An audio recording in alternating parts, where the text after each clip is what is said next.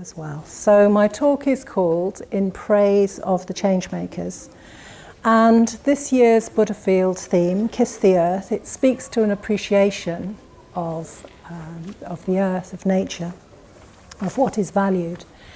And in this talk I want to appreciate those who act in support of the earth and all of its sentient life forms.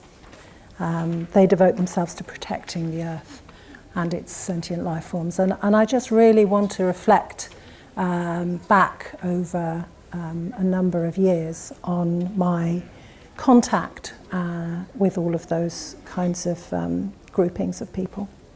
I'm going to tell some stories and sort of look at this from a Buddhist perspective, bring in those kinds of wisdom teachings into it. So I'm going to start by asking, do Buddhists work for justice? Is it a Buddhist thing? Did the Buddha do that? And then I want to tell you a few stories about how I was inspired by the activists and change makers I've known. And when I say change makers, I don't just mean activists in the literal sense, people who do direct action and civil disobedience, although I will bring them into the story. But I also mean all those campaigners and protesters and people who I've met all over the world working in community development, in health and education, in youth work, in many, many other fields, and who are all working for a more compassionate future. So I've called this range of people change makers. So it's a broader definition than what maybe comes to mind when you think of activists, though it includes them. So the people I've met, many of them, well, almost all of them not Buddhist, they have exemplified Buddhist ethics to me in so many ways. And because I met them when I came to Buddhism, I really recognized the sort of truth and validity of Buddhist ethics, Buddhist training principles. In fact, the whole of the Buddha's teaching made sense to me because I'd had this kind of way of relating to the world and to others and to nature exemplified to me. You could almost say that I got involved in Buddhism because of their exemplification. So finally, I'm going to end with some pitfalls and challenges of working in social justice movements. And of course, people working in those movements, they're not enlightened. All the traditional Buddhist mental tendencies show up, challenges, and those traditionally are called greed, hatred and delusion. And I'll go through those and look at those in turn. Because I think by looking at them in that way, we're beginning to see the kinds of ways in which being a change maker could be more sustainable and more effective and more joyful, actually. So do Buddhists work for justice? Is it a Buddhist thing? Let's begin with the Buddha. So the Buddha didn't just comment on the evil of oppression, though he did that repeatedly in the Pali Canon, which is the most ancient of the Buddha's, the teachings that are written down.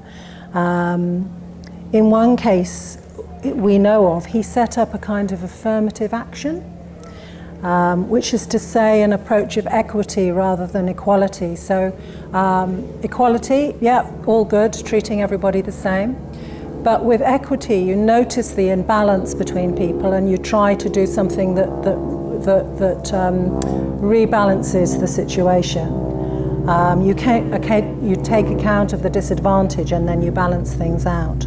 So you'll see what I mean from this story. And this story I recently heard from a talk that Subhuti did at the London Buddhist Centre. So he's the president there and a very senior teacher in our movement. So it comes from a story about someone called Upali, and Upali was a barber. And at that time, society was based on strata to do with birth. So this is often called the caste system, and it's continued down through the millennia. And basically a person's role in society was defined by their family of origin. So if they were a merchant, the rest of the family, the sons, would be merchants. And if they were servants, then the same would apply. If they were people who took away the carcasses of dead animals, the same would apply. So you were sort of stuck within your sort of social level. And this has led to the most terrible discrimination and suffering, which still goes on today, actually, although legally casteism is illegal. So the Buddha had a community of followers, and among these followers there were some princes and there was the barber. And the princes obviously were very high caste, very noble, aristocratic, and the barber, because he dealt with the kind of waste products of the human body in a way, our hair, he was very low caste. And the Buddha decided, because in the Buddha's community, they had a kind of light hierarchy of who paid respects to whom. So who ate first or who bowed to whom. It wasn't a kind of big deal or a heavy thing, but it was a kind of a hierarchy, social hierarchy. And the Buddha decided, because the order of hierarchy was based on when you were ordained, he decided to ordain the barber first. So guess what that means? All of the princes then had to bow to the barber and to allow him to eat first. So it's like an example of affirmative action, in a way. The role of women in this situation is a whole thing I don't have time to go into now. There's probably a whole talk in that, but if you're interested, ask me later and I can say something about that. So that was an example about a specific way that the Buddha behaved, but the teachings that followed were also illustrating of the fact that the Buddha was concerned about his teachings being applied to society and not just to the individual. So Sangharakshita, the founder of our order, gave a talk in 1968 which was about the Noble Eightfold Path. So this is the path to liberation, one of the most fundamental teachings of Buddhism. And in it, he talks about one of the aspects of the path, which is called right livelihood, perfect livelihood. And you hear the word livelihood and you think, oh, that's about work, and it is about work. But it actually represents more than that. And in this part of the Noble Eightfold Path points to the fact that we are looking to create the ideal society, not just the ideal individual. So we're very, very aware that we're part of society, and it's difficult for us to change ourselves while society remains unchanged. So in this lecture, Sangharakshita refers to the metaphor of the lotus growing out of the mud. So all over the site, if you see an image of one of the Buddhas, in some places you'll see that the Buddha is sitting on a lotus. In fact, you might even be able to see it in this image in front of me here. I can't see it from underneath, but so it's a very traditional image of you grow out of the mud through the pond. And then you flower as this beautiful, untainted lotus. It doesn't look like it's grown out of the mud, but in a way we all grow out of the mud. And Sangharakshita in this talk, he says, it's all very well to talk about the lotus blooming in the midst of the mire, but it's very difficult to be a lotus when the mire is particularly nasty and all-pervasive.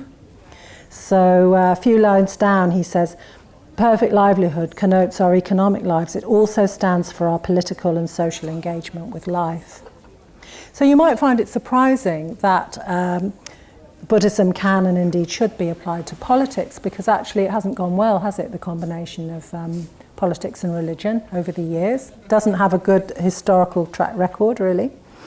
But when I say politics, I mean in the sort of dictionary definition of governing in a group of people, whether it's a nation or a town or a smaller or larger grouping. That's really what politics means. And so from this we have an example of how the Buddha addressed a social justice issue of his day, and also how in this fundamental teaching of the Noble Eightfold Path, it includes the transformation of society. So I want to tell you now some of the stories about how I was inspired by the change makers I know. And these are stories about integrity and deep connection with values and a wish to live meaningfully. And I had the great fortune of bumping into people who were engaged in this from the age of about 19, I think. So it's this deeply held commitment to values of love and protection from harm, and that connection with values, I think, is what sustained people, year after year, decade after decade, in really difficult and kind of situations of kind of despair and loss of hope and struggle, overwhelm, danger. So I want to give a very, very simple example to start with. It's simple, but actually I was really moved by it, and I've never forgotten it. And it's about respecting people on a very, very grounded level. It's very much about respect and solidarity. And I was working in a community centre in East Oxford in the 90s, really. And part of that grouping of different organisations, one was called the Unemployed Workers and Claimants Union. Anybody remember those? There were a few, they're all over the place, yeah.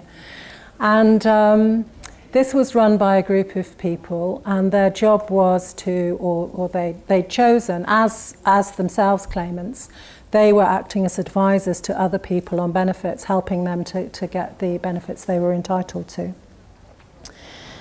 And sometimes people would come in, and I'd kind of been in and out of the office. I can't remember, maybe the photocopier was in there or something. I needed to go in and out, and I worked with the group anyway from time to time on projects, different projects.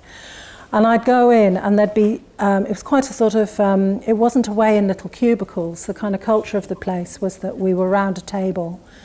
And so these conversations would happen, and sometimes the people coming in would be so distressed and frustrated, they'd kind of forget that the person they were speaking to was another unemployed person, another claimant, and sort of almost start sort of like landing their anger on the person as if they were could make the decision themselves. And so some of these conversations were sort of quite lively, should we say. And when the person left, and we were left as volunteers and me as another worker on the site, I never saw anyone smirk or roll their eyes or make a comment about the person that's just left. And not only did I never, when I say I never saw it, I mean I went in there week after week, year after year for a decade, even with different volunteers changing all the time. And I never saw anyone kind of like be disrespectful to someone who'd just left the room. I mean, that's extraordinary. I'm just so, it's just extraordinary. The kind of culture of solidarity and respect for the people that were coming in held this kind of ethics. I'm not even sure anyone ever referred to it or even noticed it. It was just like kind of like woven in or soaked into the culture of the place. So the second example is about 20 years ago, and I was in a conference in South Africa. And this was a global gathering of people. Probably wouldn't happen now. It might well happen on Zoom or something to save all that flying about. But this was 20 plus years ago. And there were community activists and community development workers there from Bangladesh and El Salvador and Canada and Belgium, and there were us, and there were Mali, I remember, as well. And so there were people from all over the world there to share skills about community development. And one of the things that we did, I can't remember what this process was called, but what we did was we looked at the group, and the whole group decided who were the people in the room who might get, whose voices might be drowned out for one reason or another. So was it the women? Was it the people of colour? Was it the people who spoke French when everyone else was speaking English or Spanish? You know, who in the room, who were the younger ones? You know, we worked out together. And then each day a different team of people would be in the space watching to see what dynamic was happening. So they would kind of observe who was speaking the most, who was having the most influence. And then the following morning, that little team would report to the whole group about what they'd observed, so that we could adjust the dynamics. Everyone could remember that actually if you were a French speaker and everyone was speaking English, and you were needing to sort of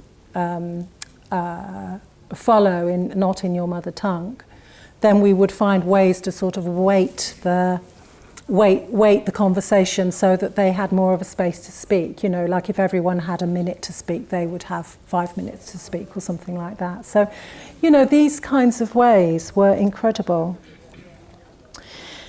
So the third example is an example of generosity on a scale that personally I've not been able to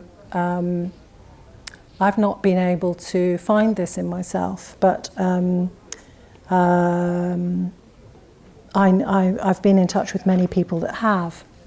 And this is an aspect of generosity. And when the Buddha talks about generosity, he talks about generosity in many different ways, but one of them includes of life and limb, the gift of your life.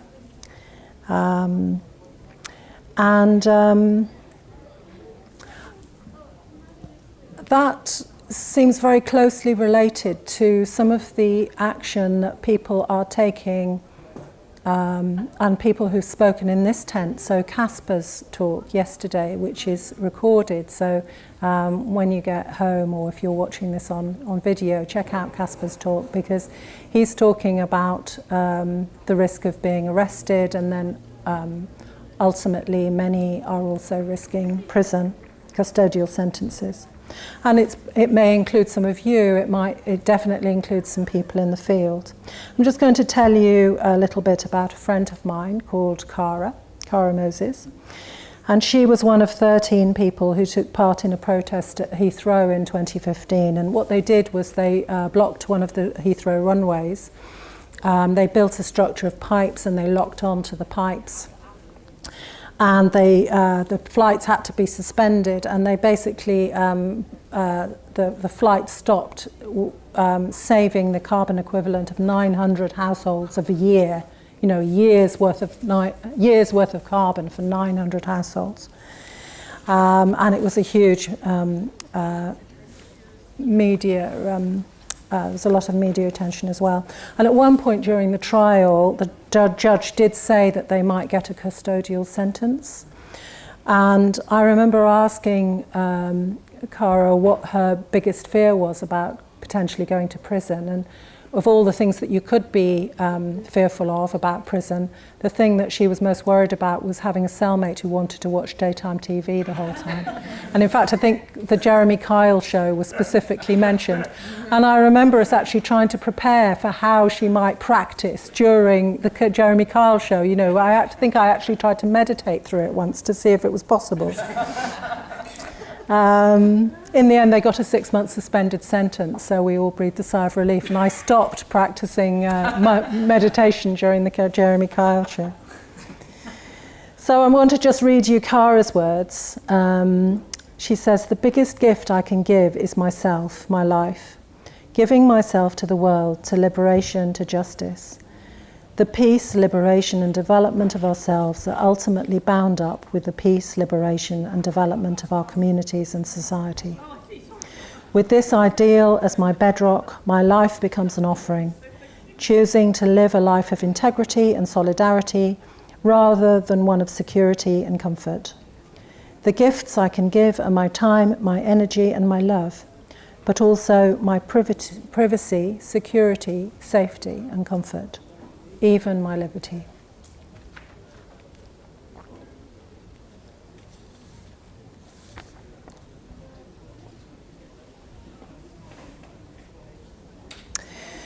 So I want to go on a bit now to talk about the challenges of working in these movements as I've observed them. And I don't want to give the impression that there aren't unhealthy things that go on. There definitely are. For the most part, I don't think they're that different from the challenges that most people would face working in an area which they really believe in, and also an area which is really, by definition, under-resourced because most people are doing it as volunteers. So I think, in a way, these principles could apply to a lot of the things that we do in a paid or a voluntary capacity that we care about. So I've looked at this in relation to the precepts, the mind precepts. So these are the ethical training principles that the Buddha taught. And the mind precepts are the precepts that are taken by order members. So that's this is the significance of this. Symbolises a membership of the Triratna Buddhist order, which is sort of the part, the hub, the heart of the community of which Buddha Field is a part.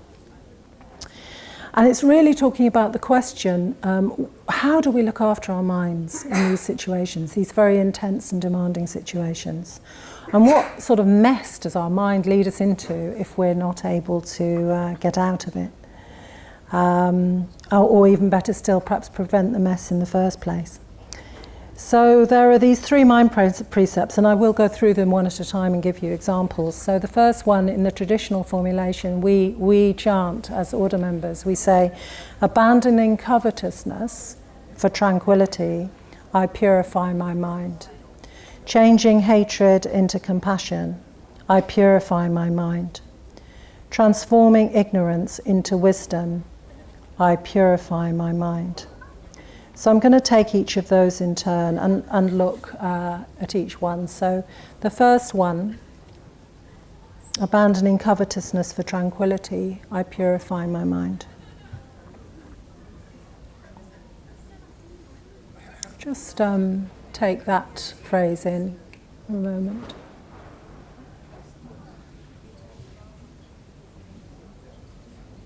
What kind of covetousness might there be in this kind of work, in your experience or the people that you know?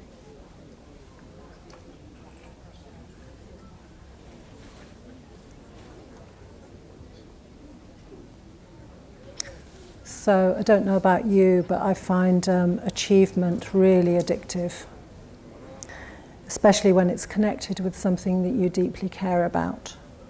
So there's always something more to do. And the more challenging the issue and the more urgent the issue, the more the pressure seems to press in. And I learned more about this doing a very simple mindfulness practice.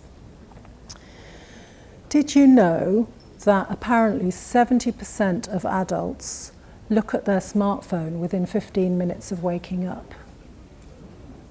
I find that, would anyone apart from me admit to that? I'd definitely do that. So I thought, I'm going to play with that. I'm going to just leave my phone in another room. And so when I woke up, my morning routine is I'm sort of lying in bed for a bit and sort of, waiting for my turn for the shower sort of thing. And in that time, I'd normally be fiddling with my phone. And I just decided, what would happen if I just sat with the feeling of not looking? And when I did that, I tuned into the feeling of wanting to check messages. And what came up was that strong desire to check something that I'd done had made a difference. Some email that had said that something I'd organised someone was going to come to something that I'd organised, or somebody I'd asked to do something had said yes to it, or some way in which, I was getting a kind of affirmation from the world that I was making something happen. It's really interesting. And it is craving. I could feel it as a sort of addictive quality.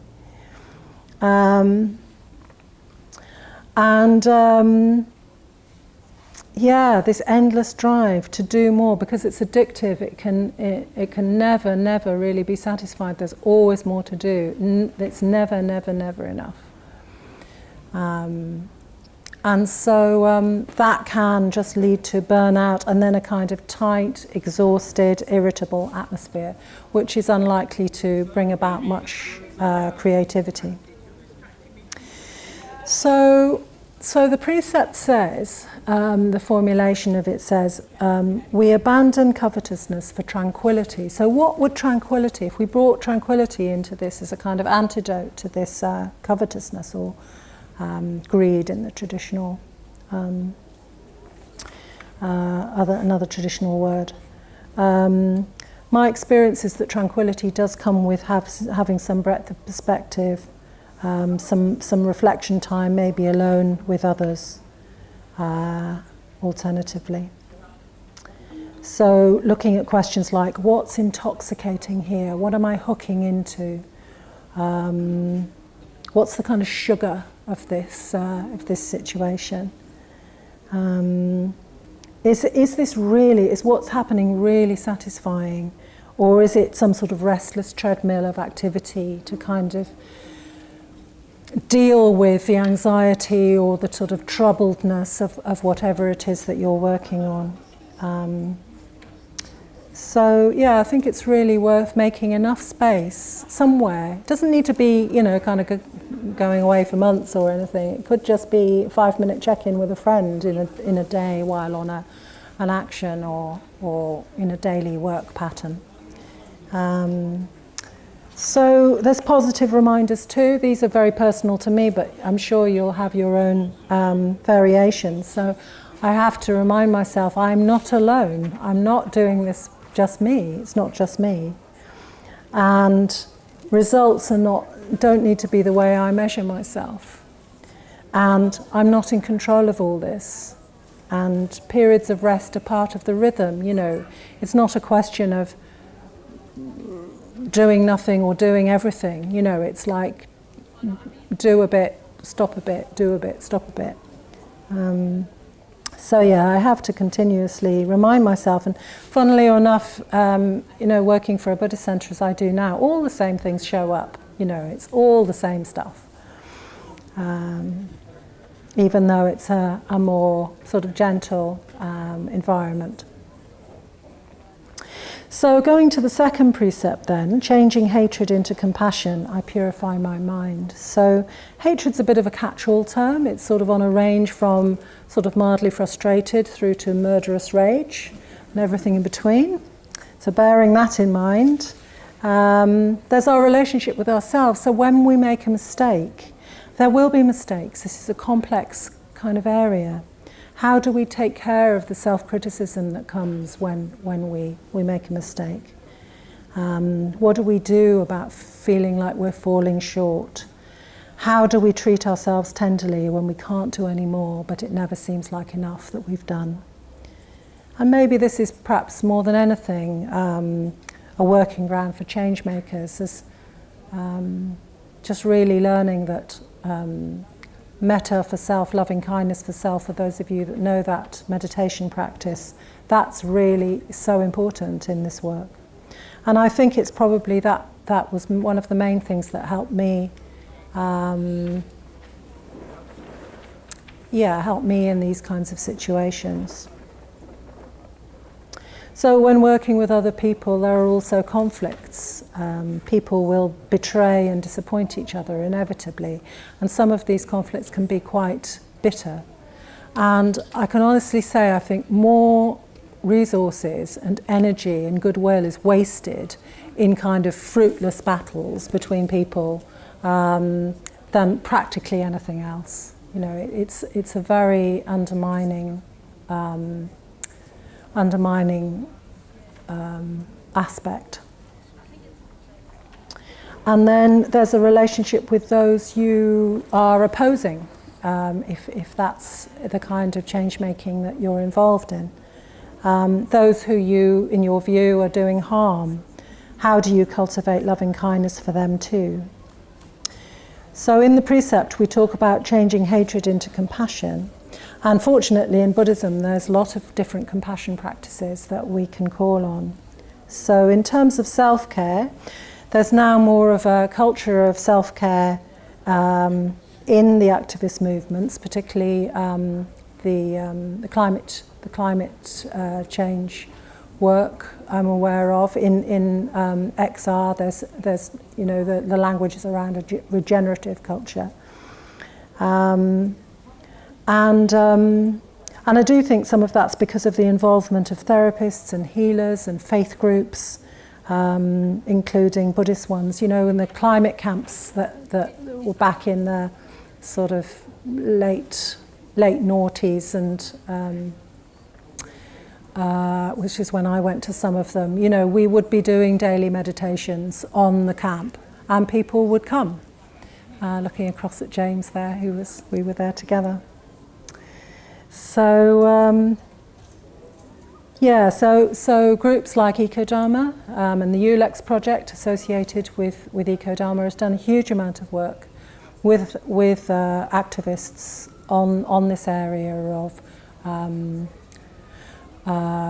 self-care and sustainability and resilience and thriving. How do you thrive in this environment? Not just survive it, but thrive in these environments.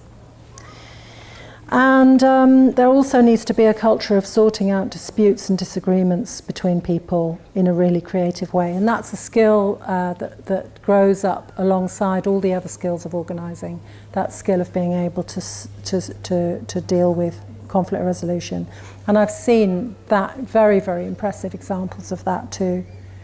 And in terms of the relationship with those you oppose, there's a very strong principle of non-violence in the movements, all of the movements I think I've been connected with. So it might be, the action might be disruptive, it might be inconvenient for, blocking roads and that kind of thing. It has to be often to make a point, but it aims not to put others in danger. And then the dialogue with those you oppose. I came across a quote by the philosopher John Stuart Mill. I'm paraphrasing because it's a bit of a convoluted quote, but basically he says, you don't really understand your own argument until you really understand the argument of those who oppose you. So actually there's a really fertile possibility between you and someone who doesn't agree with you. If you really seek to understand their argument, you can your own can be kind of given more depth and more body and more precision, and maybe even some kind of synergy or something can happen where you both end up understanding something you didn't previously. So so I think all of those kind of creative ways to deal with those kind of oppositional energies which can get a grip and be quite destructive if they're not moved towards in a wise way. And compassionate practice is ever so much easier if there are others around you also trying to practice it. So groupings of people, groupings of Buddhists. There's Caspar was talking yesterday about XR Buddhists. This is why so much of this work is carried out in collective contexts with people who are like-minded or like enough-minded, is that to be able to do that within a culture is so much easier.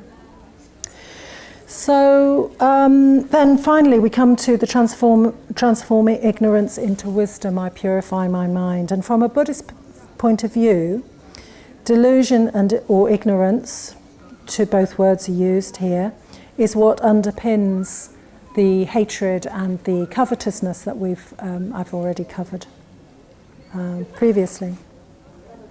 So it refers to the kinds of views that drive that grasping and that pushing away. And ignorance is a bit of a funny word, isn't it? So it really means those ways in which we see the world in a distorted way, in this kind of upside down way. And we all do that. It's the daily misinterpretations that any unenlightened being is capable of. And that was really the great achievement of the Buddha, was to break through all of those delusional ways of seeing things and to see things as they really were. And I've got lots of these. I've got a long list, including I can make a difference on my own. It's all down to me. One of my favourite ones is, if I try harder, I can make suffering go away. Or variation, I've got lots of variations of these. If only I'd done something or other, this suffering wouldn't be happening now. It's all that person's fault. It's all my fault. And I understand how all this works. And can therefore, if I try hard enough, create the perfect plan that will definitely work. So another way that this can show up is just to go numb or go to a sort of can't be bothered state. And this is also, I can relate to that quite strongly. There's so many overwhelming things to take in, aren't there?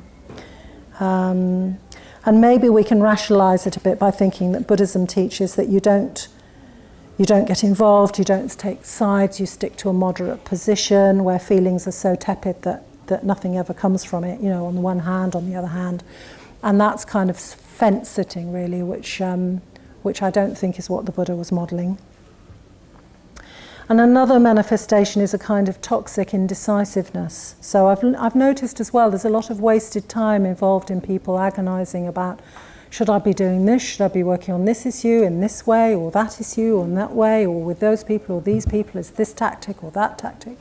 And it's just plaguing and really draining of energy. And of course, a healthy evaluation is good, but not constant sort of like troubling of oneself and undermining of oneself. It's kind of a doubt, sort of an unhealthy doubt kind of cycle. I'm very, very familiar with it personally. It's quite common. And this precept, this ethical training principle, transforming ignorance into wisdom, this can really be helped by taking some time out and some space.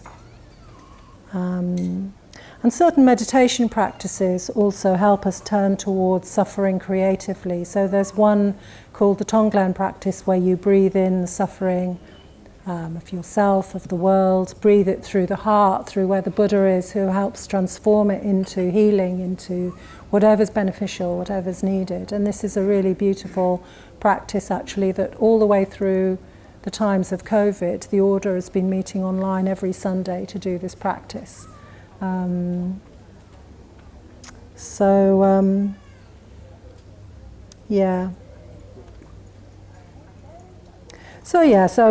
those are the three mind precepts, the three qualities we need to cultivate as almost protections for the mind: tranquility through groundedness, body work, nature, walking, singing, making music, mindfulness meditation. Then compassion through metta meditation, maybe, and wisdom. Understanding in interconnectedness and impermanence, a discussion of Buddhist teachings. But I want to dig into that a little bit more before I close. I want to just extend this question a bit of the wisdom perspective a bit. Because you could argue that compassion is, to be truly transformational, will always come with wisdom. Has to be practiced with wisdom. Really, they're two sides of the same coin and are kind of inseparable. And I want to delve into a particular approach that I learned from the Changemakers, which I think relates to a Dharmic perspective as I understand it. So when I think about the environmental activists, Changemakers, social justice tribe, tribes actually, many, one thing's in common to all the ones I've worked with, and that is to take a systemic or a structural perspective. So what do I mean by that? So this is a way of looking at something, a phenomenon, as a system. So in this system, policies, institutional practices, other norms work, often reinforcing each other, perpetuating each other to cause harm or other things, but that's what we're talking about here, is the harm. So it's not something that a few people or institutions practice or you decide to practice. You know, it's a kind of interlocking web of ways of working which have a historical context and a whole kind of set of views that underpin them. And they are the feature of the social and economic and political systems that we all exist within. And it's embedded in the organisation of our world. And what I find really helpful about this is that it's a way of looking at things that means that you don't make individuals enemies. You know, Joanna Macy, Buddhist teacher, scholar, activist in the US, who's contributed a huge amount to this field, she says, the line between good and evil runs through the middle of every human heart. You know, it's not about the good guys and the bad guys. You're not opposing a person. You're not labelling them as evil. You're shining a light on a way that we have all been trapped in a pattern of harm, and within which we all suffer. So the solution then is not to sort of obliterate the other side or turn the tables on them or treat them as they've treated you. It suggests that we need to build together a culture, an alternative structure based on values which honour life. And I just think this is intensely dharmic, intensely, you know, aligned with the Buddha's teaching, because we know from what the Buddha said was things arise as a result of a web of conditions, and it's the interplay within and between all of these, which are infinite. There's no one cause and one effect at play. The world doesn't boil down to a simple cause and effect narrative. It can't be reduced therefore to a fault of any individual. And that most people are acting out of delusion or habit and going along with how it's always been done or how everybody does it. And in most cases could justify their own position in terms of their own values, whether that's to do with economic prosperity or freedom of speech or whatever. So it does, this particular perspective does help to avoid a number of pitfalls, and one is the enmity and againstness and destructive anger against individuals, so it's more compassionate. And potentially it also guards against an over-identification with your own personal role in the story of change. So you don't have to be the hero or the warrior, kind of going out there as part of the good people, going to war with the bad people, the evil them. But you're a web of conditions trying to weave into place a different system or structural culture. So it's quite a different mindset. It's quite a different way of looking at things. So I'll stop there. Thank you for listening. I hope some of the ideas have been helpful to you. I've really enjoyed kind of calling to mind the people who've inspired me over many years now, and sort of making them, feels like they're kind of in this space. I can sort of almost see them, you know, between you here. So. Say that last sentence, because it was so beautiful. A web of conditions trying to weave something into place. Yeah, a new system, a new culture into place. It's a different mindset. Yeah. Yeah. So.